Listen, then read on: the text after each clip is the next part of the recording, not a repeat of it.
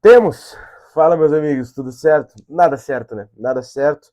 Seleção brasileira ter eliminada, mas enfim, vamos tentar falar alguma coisa aqui já no dia seguinte. Ontem tive alguns problemas, não consegui gravar. O computador não funcionou, tudo dando errado, para variar.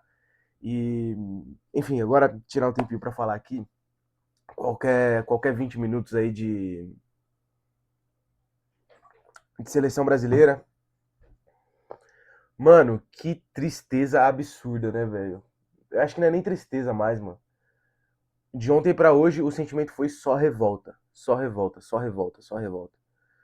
E acho que toda a eliminação de Copa do Mundo a gente começa a pensar no futebol brasileiro enquanto estrutura, enquanto instituição, enquanto assim, cara, instituições do futebol brasileiro, enquanto muita coisa, desde futebol de base, formação de jogadores e como que tudo dá errado sempre. Tudo que o Brasil fez desde 2002 deu errado, sempre, em todas as Copas. Cara, assim, muita coisa que tem sido dita de ontem pra hoje, assim, sobre alguns jogadores, tá me tirando do sério.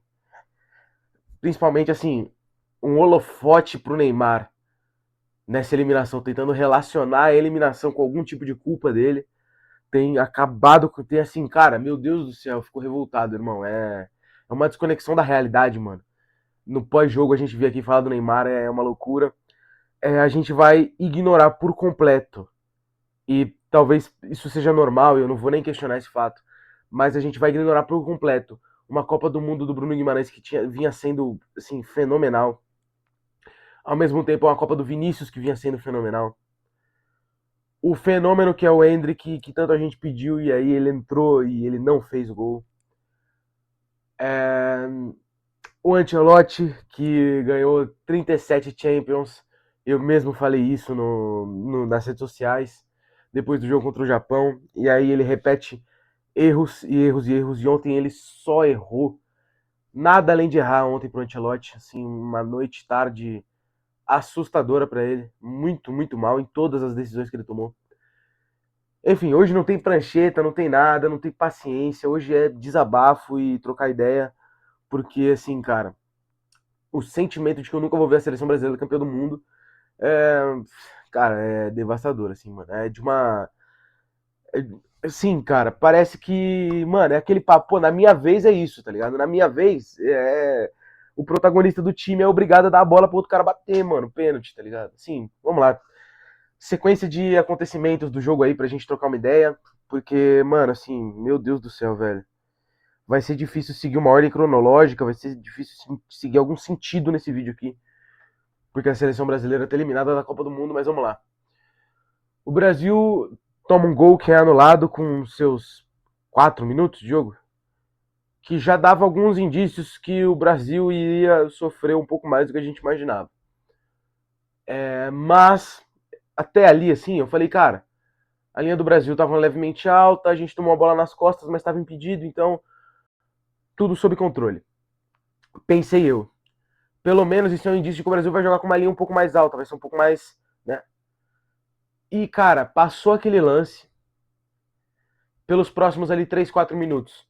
O Brasil tem um pouco a bola, tá, não sei o que, e sai o pênalti. O Matheus Cunha sofre o pênalti, e aí é o primeiro ponto crucial do jogo, que vamos gastar um bom tempo para falar disso. Em qual mundo, em qual, assim, contexto e qual é o sentido básico do Bruno Guimarães bater o pênalti? Assim, irmão, de verdade, tudo bem, aí vão falar que ele treinou bem, o Alisson falou que ele é um dos melhores batedores do time em treinamento e etc. Cara, e o Ancelotti falou que, baseado nas estatísticas, ele era o mais indicado. E pá, lá. Que estatística é essa, irmão? Porque esse malandro bateu 3 pênaltis na vida, com bola rolando. 3. Ele não é o batedor oficial do Newcastle. Newcastle. Da Premier League. O batedor lá é o Voltemade. É o Anthony Gordon. Ele não é o batedor de pênalti do Newcastle. O Bruno Guimarães é um craque de futebol. É um jogadoraço. E quando você faz isso e coloca ele para bater o pênalti, você coloca a perder a Copa do Mundo fenomenal que esse maluco tava fazendo, mano. E pra além disso, o camisa 7 do Real Madrid tá em campo, mano. O artilheiro da seleção brasileira na Copa tá em campo, mano. 4 gols na Copa. O cara que salvou a nossa vida contra o Marrocos, que deu a vitória contra o Haiti junto com o Matheus Cunha, e que assim, acabou com o jogo contra a Escócia, e que fez um bom jogo contra o Japão, e que ia fazer um dos gols mais bonitos que eu já vi na minha vida contra o Japão, e que ontem fez um jogo apagado, mas que poderia com 10 minutos ter feito o primeiro gol do Brasil, ter aberto o placar pro Brasil. 1-0 gol dele. Muda tudo na partida. O Brasil tem a vantagem, o Brasil poderia fazer esse jogo tosco que fez de ficar atrás, de ficar com 2 linhas de 4, de dar a bola para o adversário, de se vir aí com a bola. O Brasil teria o direito de fazer isso se o Vini faz o gol com 10 minutos, mano. Você abre o placar com 10 minutos, eu te dou o direito de fazer o que você quiser. Se defender, então eu vou esperar a Noruega, eu vou deixar os caras virem me atacar. Beleza, você tem 1-0 no placar, pelo menos. Você tem desculpa para fazer essa patifaria que foi feita ontem, mano. Se você sai com 1-0 no placar. O Vinícius faria um jogo 10 vezes melhor. Jogador de futebol, jogar futebol é sobre confiança. O cara que faz um gol com 10 minutos de jogo, pode ser de pênalti, pode ser de bunda, pode ser de testa, pode ser do que for, de orelha. O cara que faz um gol com 10 minutos, a confiança dele sobe. Ele fala, mano, hoje é meu dia, 10 minutos, já bati um pênalti, já guardei. Mano, hoje é nóis, me dá a bola, eu chamo o jogo agora. Mas não. E aí o Brasil faz um dos maiores papelões que eu já vi na minha vida, que não foi só a eliminação. O papelão pra mim não é a eliminação podia ter vindo de diversas maneiras. O pior de tudo, a eliminação foi com covardia da seleção brasileira, mano. A seleção brasileira foi covarde, mano. Isso acaba comigo, mano. Isso acaba comigo. A seleção brasileira escolheu não ser protagonista do jogo. A seleção brasileira escolheu ter medo da bola. A seleção brasileira escolheu deixar o adversário tomar as rédeas da partida. E esse adversário não é a Espanha do De La Fuente, que tem 80% de posse de bola. Não é a França do Mbappé, do Olise, do Barcola, do Diaba 4. O All-Star Team da NBA lá que a França tem. Não é a Argentina do Messi. Portugal do Cristiano Ronaldo que fosse. Mano, é a Noruega, tio. É a Noruega. O Brasil deixou a Noruega fazer o que ela queria com o jogo. O Brasil olhou para a Noruega e falou, eu não quero a bola, fica com você. Porque eu não sei o que faz com esse objeto esférico. Cara, que revoltante isso, bicho. O Brasil escolheu não ser o protagonista do jogo contra a Noruega. E aí a gente vai pro pós-jogo e a gente tem que ouvir de comentarista, ouvir de pessoas do meio do futebol, que eu respeito muito. Não sou esse anti-jornalismo e os comentaristas. Eu não sou esse cara, nunca vou ser. Mas a gente tem que ver algumas pessoas muito específicas falando que falta talento pra seleção brasileira, mano. Como falta? Como? Olha o time da Noruega, irmão. Não falta talento pro Brasil ganhar na Noruega, mano. Falta personalidade. Personalidade é o que você tem que ter pra jogar um jogo de Copa do Mundo. Cara, e assim, eu tô vendo gente falar do Vinícius também. Como que o Vinícius deixa o Bruno Guimarães bater pênalti? Ordens da comissão técnica. Carlo Ancelotti, no vestiário, pré-jogo, chegou e falou, o batedor de pênaltis, saiu um pênalti, quem bate? Bruno Guimarães. O Vini acatou as ordens pra ele. E aí, se ele não acata, se ele se revolta, se ele sai xingando, seria tratado como indisciplina. E a gente já sabe como é o pré-tratamento, o pré-conceito com o Vinícius, com qualquer atitude dele.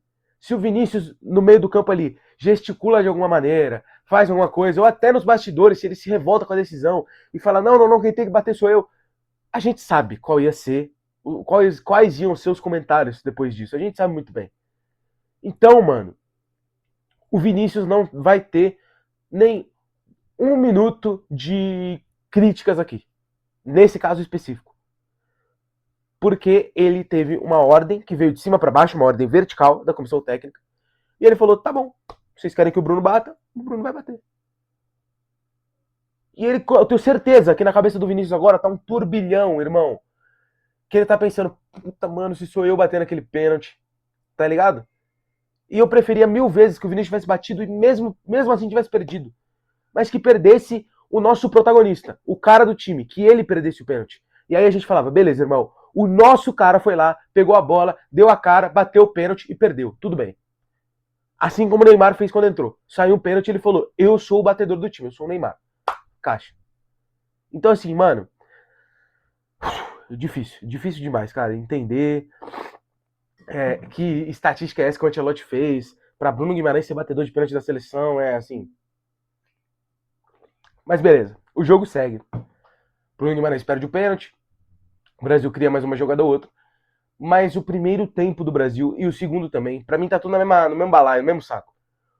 O jogo do Brasil é a maior vergonha que o Brasil já fez na vida, tirando o 7-1. O que o Brasil fez ontem foi nojento, foi asqueroso, foi assustador. O Brasil não teve a bola no pé. O Brasil assistiu a Noruega jogar. O Brasil foi passivo, o Brasil foi covarde, o Brasil foi medroso para jogar um jogo de oitavas de final contra a Noruega. E aí, velho, a Copa do Mundo não premia covardia, irmão. A Copa do Mundo não premia medroso. A Copa do Mundo premia jogador homem, macho, que resolve o jogo. A Copa do Mundo premia coragem. E a Noruega olhou e falou: vocês vão me dar a bola? Então eu vou jogar. E no intervalo, o treinador troca os 2 pontas, coloca 2 pontas mais ofensivos, com mais drible, com mais enfrentamento, e vai pra dentro do Brasil, mano. Vocês têm noção que no intervalo do jogo o cara tava trocando ponta e colocando o jogador pra ir pra cima do Brasil, porque o Brasil tava com medo dele. O treinador da Noruega olhou e falou: mano, esse maluco tá com medo de nós, eu vou dentro dele, vou engolir ele agora, mano. Ele quer me dar a bola? Então demorou, me dá a bola aqui, eu vou colocar os caras que gostam de ter a bola em campo. E foi dentro do Brasil, mano. Foi dentro do Brasil. E aí o Ancelotti começa a mudar, ele coloca o Endrick, sai o Matheus Cunha. Falei, beleza, vamos dar profundidade, vamos colocar a linha dos caras mais pra trás, vamos começar a jogar, mesmo que seja pra bola ficar com eles, a gente vai ter um contra-ataque mais forte e o Endrick vai ter chance de fazer o gol. Ele teve a primeira, ele perdeu. Passou 5 minutos, ele coloca o Neymar e joga o Endrick pra ponta direita. Qual é o sentido? O Endrick teve a primeira. Quando ele perdeu a primeira, primeiro eu fiquei devastado, completamente. Falei, meu Deus do céu, olha o gol que ele perdeu. Jesus Cristo. Eu já fiquei preocupado com ele. Falei, mano do céu, esse moleque ele vai. Mano, se não foi eliminado a cabeça desse moleque, meu Deus do céu. E aí, mas o segundo pensamento foi, vai chegar mais uma. Ele vai ter outra chance. Nessa posição, do jeito que tá, vai chegar mais uma. Eles vão errar de novo. Alguma hora eles vão errar com a bola. Não é possível. A gente vai ter um mínimo de cara de pau e pressionar um pouco e vamos ganhar essa bola. E ele vai sair na cara do gol de novo. Não, porque o cara colocou o Neymar e jogou o Endrick pra ponta direita. O Endrick ficou lá escanteado, não pegou na bola mais, o Endrick não pegou mais na bola. E na hora de correr pra trás, coisa que não é de característica do Endrick, o Endrick não é um ponta que corre pra trás pra marcar a lateral. O lateral dos caras ficou sozinho, cruzou a bola, gol do Haaland, pô. Caraca, é pra ficar maluco, viado. É pra virar o Coringa, mano. É pra ficar louco, viado. Não tem como. E todo mundo falou no pré-jogo, eu falei, mano. Eu falei no pré-jogo, todo mundo falou. Esse malandro, se ele tiver meia bola, ele faz 3 gols. Porque ele é uma máquina, um fenômeno, um ET, um bizarro da bola. Um gênio. Um maluco pô, é bizarrice. O maluco é um doente. O cara é outra coisa. Ele é outra parada, outra parada. O futebol atual tá aqui, o Haaland tá acima. O Haaland é loucura. E aí, esse malandro, ele tem um cruzamento pra ele. Ele atropela o Gabriel Magalhães. Ele atropela o Gabriel Magalhães. O Gabriel Magalhães ficou parecendo uma boneca de pano na mão dele, viado. Ele atropelou e testou pra dentro do gol. E ele sai olhando como tipo assim, mano, eu sou isso aí. Ele sai sem comemorar, como quem olha e fala, eu sou isso aí. Você me dá meia e um tequinho de bola. E testa pra dentro do gol. E aí a gente fica com cara de bunda e precisamos atacar. Vem 2 volantes do banco, Ederson e Danilo. A primeira pergunta. O que aconteceu com o Luiz Henrique, Jesus? Onde enfiaram o menino? O Luiz Henrique entrava em todo jogo e mudava a partida pro Brasil. O que aconteceu com ele? Cadê ele? Meu pai, o que aconteceu? O que o Ancelotti fez com ele? E aí, a gente enfrenta um time que tem média de 1,90 de altura e o Brasil não pode fazer a mesma coisa que fez com o Japão. Vamos pro meu boi, vamos ficar tocando. Quando a gente achar o espaço, a gente cruza na área que alguém vai achar essa bola, alguém vai testar ela pra dentro do gol. Não, a gente não pode ficar cruzando bola contra a Noruega, né? A gente tem doença mental? Claro que não. O Brasil pegou a bola e não sabia o que fazer, malandro. O Brasil não sabia o que fazer com a bola. O Brasil não sabia o que fazer com a bola. Não sabia pra quem tocar a bola. A Noruega pegava e... Mano, com a maior facilidade do mundo. O Odegaard teve mais ações com a bola do que os 3 meio-campistas do Brasil titulares juntos. Somados. 127 ações com a bola. Pegou na bola o jogo inteiro. Jogou como se estivesse no quintal de casa. Tinha hora que ele pegava a bola, pisava e botava a mão na cintura, assim, olhava. Ah, ninguém vai marcar, eu vou ficar aqui.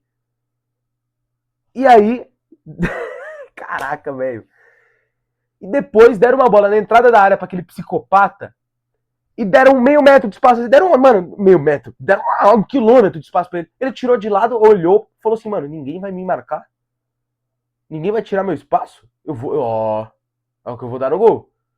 Ele olhou, tirou de lado, toma, pé da trave. Acabou. Acabou. Daqui 4 anos vamos de novo.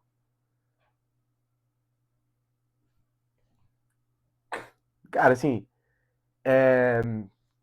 essa Copa do Mundo tá mostrando muita coisa pra gente, né? A tabela de artilheiros com os caras com 7 gols em 5 jogos. Messi, Mbappé, o Haaland. O Haaland tem 7 com um jogo a menos ainda. É... A Copa do Mundo tá mostrando pra nós que precisamos de um extra classe do futebol mundial para competir. O Vini é esse cara, mas não é tratado como se fosse. Beleza? E aí, pra mim, tá? Pra gente ir fechando o vídeo, falar de futuro da seleção brasileira. O ponto é, o Ancelotti já renovou. Beleza. Se eu sou um diretor, se eu sou o Samir Shout, se eu sou o Diaba 4 que tá lá, que nenhum deles tem o um mínimo de currículo para questionar o Ancelotti, né? Para chegar e falar assim, eu quero que você faça futebol dessa maneira, porque não entendem de futebol, o tanto quanto. Mas eu sentaria com ele e falaria assim, irmão, é o seguinte, eu tenho 2 nomes aqui, que eu te obrigo, você é obrigado a fazer o próximo ciclo da seleção brasileira voltado para esses 2 aqui. Você pode colocar o time para jogar do jeito que você quiser, do jeito que você quiser também não. Do jeito que você quiser também não. Porque se for para ficar com 2 linhas de 4 com medo da Noruega, eu te mando embora. Você vai ser protagonista do jogo. Você é obrigado a ser protagonista do jogo. Você é a seleção brasileira. Você é o treinador da seleção brasileira. A seleção brasileira tem que ter a posse da bola, tem que empurrar o adversário lá para trás, porque a gente é a seleção brasileira, beleza? Ainda somos, ainda somos. Partindo desse princípio eu tenho 2 nomes aqui para você, Hendrick e Estevão. Esses 2 aqui. Você é obrigado, é a sua obrigação enquanto treinador da seleção brasileira, fazer que a seleção brasileira jogue para esses 2 aqui. Eles serão o centro de todo o seu trabalho, esses 2 moleques aqui. Se você não fizer isso, se você quiser montar sua seleção para Vinícius e Rafinha, se você quiser montar a seleção para Matheus Cunha, a seleção para Martinelli, a seleção para Diaba 4, eu te mando embora. Você é obrigado a ter Hendrick e Estevão como os protagonistas do teu time. Titulares e convocados sempre. Para eles não serem convocados, ele tem que fazer 4 meses entre uma data FIFA e outra. Esses 4 meses deles tem que ser de 0 jogos para não ser convocado. É simples para mim. Tem que ser unanimidade, os 2. Porque o Estevão é um gênio do futebol, é um craque do futebol, joga demais, joga muito futebol, é um jogadoraço. Cuidem desse moleque, pelo amor de Deus. Cuidem bem, tratem bem.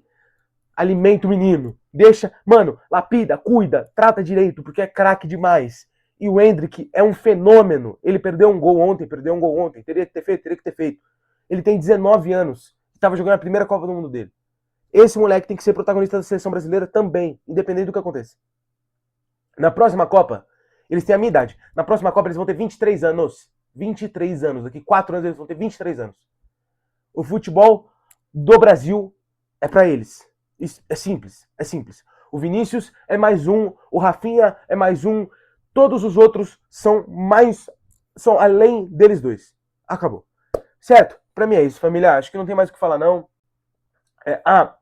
Nossa. Pra fechar, eu vou falar do Neymar. O que tem que falar? Que fizeram virar pauta o Neymar. O Neymar foi lá xingar o goleiro, provocar o goleiro. Irmão, o Neymar foi o único dos... Quantos que entraram em campo? 11, 12, 13, 14, 16? 15, né? Entraram só 4. Ele foi o único que se revoltou. Ele foi o único que entrou em campo que quando viu que, tipo assim, beleza, deu errado, estamos eliminados. Ele correu para trás, ele foi lá no Odegaard, ele deu uma bica nele. E aí a comentarista da Globo, a qual eu respeito, falou assim: esse aí é o jogador que acharam que ia vir para ser o herói da seleção brasileira, que ia resolver as coisas, tá entrando aí para dar pontapé nos outros.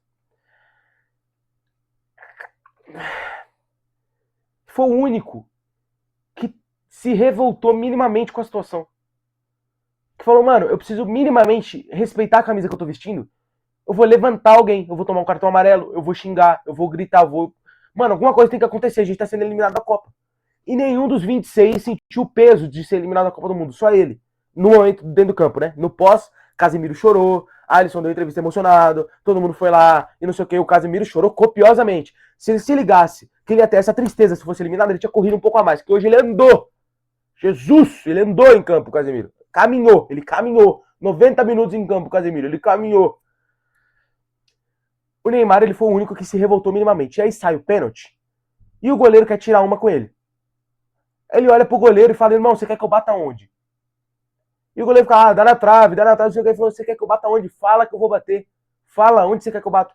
Ele foi, partiu pra bola, olhou pro goleiro, humilhou o goleiro, fez o gol de pênalti. E aí no pós, o goleiro pega a bola na mão, alguém vai tomar a bola na mão do goleiro e ele fica batendo boca com o goleiro.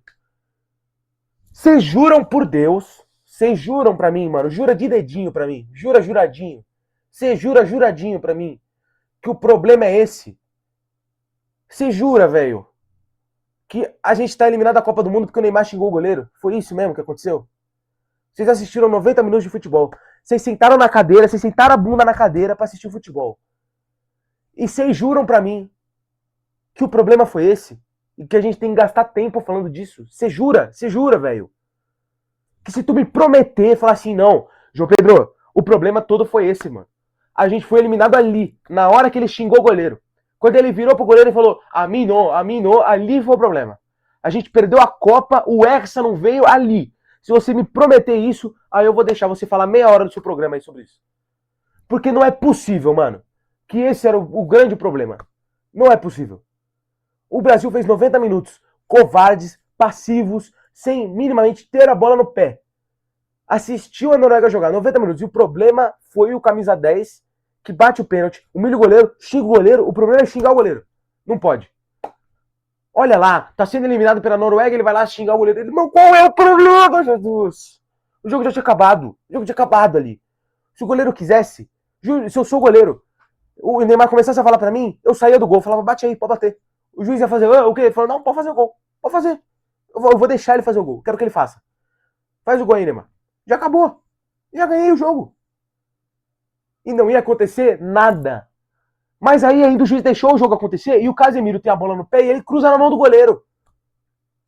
Ele fatia a bola na mão do goleiro com 111 minutos de jogo. Última bola do Brasil cai no pé do Casemiro. E ele cruza com a perna ruim, o goleiro encaixa na marca do pênalti. Sem ninguém na área, não tinha ninguém na área. Para não falar ninguém, o Gabriel Magalhães lá no segundo pau, longe pra caramba, e ele tenta. Pá! E aí o goleiro, tchuf, encaixa. E o problema do mundo é o Neymar. Caraca, velho, o que vocês estão falando do Neymar, mano? Por que vocês estão falando do Neymar, mano? Por quê? Por que vocês estão perdendo tempo falando do Neymar? Jesus, o Casemiro fez um jogo trágico, o Danilo fez um jogo vergonhoso. O Gabriel Magalhães fez 80 minutos sustentando o Haaland. Na primeira que veio pro cara testar, ele não subiu junto, o Haaland... O Alisson... Foi o Alisson, mano. Ele fez uma defesaça, cara a cara. E aí depois, uma hora entra. O único que foi correto dos que começaram o jogo foi o Douglas Santos, mais uma vez, mano. Que colocaram, no intervalo, trocaram ponta direita pra entrar pra driblar ele. E ele lá, firme, firme, firme. Mas a gente tá falando do Neymar como se ele fosse o problema do mundo. Meu Deus do céu, parem de falar do cara, mano. Ele entrou, teve um pênalti pra ele bateu o pênalti, fez o gol. E vai estar um caos, porque a culpa é do Neymar. Cristo amado. Qual é o problema de vocês com ele, mano? Maluco, cara, juro pra vocês, mano. Tudo bem, eu entendo o ponto de que, assim, pra você ser um grande ídolo da seleção brasileira, um grande nome, junto com o Pelé, com os caras lá, você tem que ganhar uma Copa. O Zico é gênio e até hoje o nego xinga o Zico porque ele perdeu um pênalti, beleza. Mas o Neymar, mano, ele tem 80 gols com essa camisa, irmão. Ele é o maior artilheiro da história da seleção brasileira. Ele não ganhou uma Copa. Em 14, quase deixaram ele tetraplégico. Enquanto ele tava jogando, a companhia dele era Bernardo, Oscar, Ramírez, Meu Deus do céu, Hulk, Fred, Jô, William. Em 18, ele joga pra caramba. Mas era o cai-cai. E aí no jogo contra a Bélgica, ele joga pra caramba. O Brasil, no segundo tempo inteiro, a gente tem um... Opa, pingou um verde aí. A gente tem um pênalti sonegado, a gente é eliminado. Em 22, eu não quero falar de 22. Não vou ter que falar. Eu vou ter que falar que ele faz um gol antológico. Um gol de gênio. Um gol fenomenal. E entregaram 4 minutos depois. 4 minutos para acabar o jogo, entregaram a partida. Com ele voltando de lesão durante a Copa. Uma lesão que ele sofreu no primeiro e segundo jogo. Então assim, cara. E aí nessa, depois de ele carregar a seleção brasileira por 15 anos, essa era a hora que alguém ia correr para ele. Que iam fazer assim, mano, a gente vai dar essa Copa para ele. Eu, Vinícius Júnior, eu, Rafinha, eu, Matheus Cunha, nós que estamos no mais alto nível do futebol mundial, Marquinhos, Gabriel Magalhães, Bruno Guimarães, nós vamos dar essa Copa pro Neymar. Pro Neymar não ter que carregar a gente mais uma vez, a gente não ter que passar essa vergonha de novo, a gente que vai ajudar ele a ganhar. A gente vai colocar ele nas costas e vai falar, mano, vamos correr pra você. Foi isso. Acaba assim. Com o jogo sendo 2-1 pros caras e o gol é do Neymar. Vai falar o que do cara, mano? Beleza, ele vai conviver com o asterisco que ele nunca ganhou uma Copa do Mundo, que ele é um gênio brasileiro que nunca ganhou uma Copa. Mas ele foi o único gênio de todos que nunca teve companhia no seu nível, mano. Próximo do seu nível. Que mais chegou perto a nível de futebol foi o Thiago Silva, que foi um absurdo de zagueiro. Um zagueiro, mas era um absurdo. O mais alto nível do Casemiro e do Thiago Silva era estratosférico. Marcelo nunca jogou bem com a camisa da seleção brasileira. Daniel Alves não teve nem a Copa titular do Daniel Alves, né? Em 18 ele lesiona, em 14 acho que também, ou foi o Maicon, né? Brigava com o Maicon, em 10 foi o Maicon, em 22 foi pra tocar pandeiro, é verdade. Quem mais que vai ter? Coutinho. Coutinho foi um espasmo no futebol mundial. E aí em 18 ele chegou próximo ali. Quem mais? O Vini em 22, mas ainda não é o Vini. E agora que ele é o Vini, o nosso treinador coloca outro pra bater pênalti. Então assim, mano, é isso. O Brasil tá eliminado. Foram 27 minutos aí desabafando. Porque não tem o que falar taticamente de um jogo que o Brasil escolheu não jogar o jogo. Simples assim. Não pedi pra você no começo, vou pedir agora. Se inscreve no canal e deixa o like pra ajudar a gente. E tamo junto. O sonho do Hexa acabou. Hoje tem Cristiano Ronaldo e Lamine Yamal. E eu tô completamente revoltado. Mas é isso. Vamos assistir a Copa do Mundo que tá uma beleza. Ai, ai. Vambora.